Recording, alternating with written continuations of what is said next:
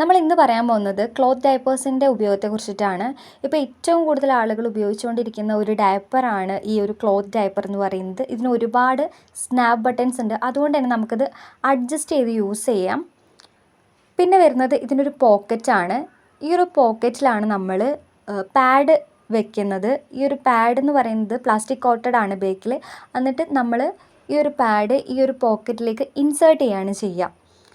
അതുകൊണ്ട് തന്നെ ലീക്കേജും കാര്യങ്ങളൊക്കെ ഒരു പരിധി വരെ നമുക്ക് കൺട്രോൾ ചെയ്യാൻ പറ്റും. ഇതിങ്ങനെയാണ് നമ്മൾ ഇതിൻ്റെ ഉള്ളിലേക്ക് ഇൻസേർട്ട് ചെയ്യേണ്ടത്. ഇൻസേർട്ട് ചെയ്തതിന് ശേഷം നമുക്കിത് അഡ്ജസ്റ്റ് ചെയ്ത് സ്നാപ്പ് ബട്ടൺസ് വെച്ചിട്ട് നമുക്കിങ്ങനെ ഇത് ക്ലോസ് ചെയ്യാം. ഓക്കെ, ഇത് അഡ്ജസ്റ്റബിൾ ആണെന്ന് നേരത്തെ പറഞ്ഞു. ഇതിൽ ഒരുപാട് സ്നാപ്പ് ബട്ടൺസ് ഉണ്ട്, അതുകൊണ്ട് തന്നെ നമുക്ക് കുട്ടിയുടെ അരവണത്തിനനുസരിച്ച് നമുക്കിത് ഉപയോഗിക്കാവുന്നതാണ്. 3 മാസം മുതൽ ഏകദേശം ഒരു 3 വയസ്സ് വരെയുള്ള കുട്ടികൾക്ക് നമുക്ക് ഈ ഒരു ക്ലോത്ത് ഡയപ്പർ യൂസ് ചെയ്യാം. ഇതിൻ്റെ സൈഡിൽ ഇങ്ങനെ ഒരു ഇലാസ്റ്റിക് കോട്ടിംഗ് ഉള്ളതുകൊണ്ട് തന്നെ നമുക്ക് വളരെ സ്മൂത്തായിട്ട് ഇത് സ്ട്രെച്ച് ചെയ്യാൻ പറ്റും. ഈ കാണുന്ന സെക്കൻഡ് റോയിൽ സ്നാപ്പ് ബട്ടൺ വെച്ചിട്ട് നമുക്ക് താഴെയുള്ള ഭാഗം കൂടി ഇതുപോലെ അഡ്ജസ്റ്റ് ചെയ്യാവുന്നതാണ്. ഇങ്ങനെ 3 സ്നാപ്പ് ബട്ടൺസ് ആണ് താഴെയുള്ളത്. ഇത് വെച്ചിട്ട് നമുക്ക് അഡ്ജസ്റ്റ് ചെയ്ത് കൊടുക്കാം.